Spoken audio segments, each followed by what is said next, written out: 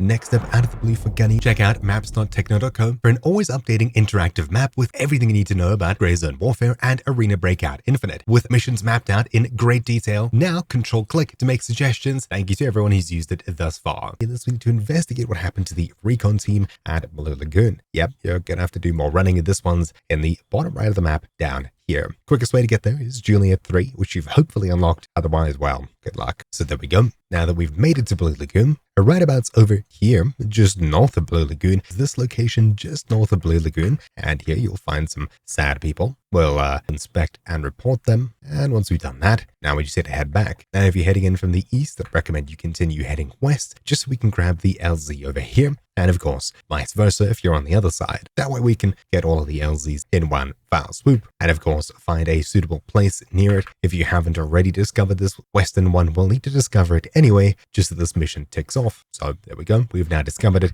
and we're done completely. Sweet. Handing in this quest. Hopefully you found this video useful. Thank you all for watching. My name's been Troubleshoot, and I'll see you all next time. Ciao.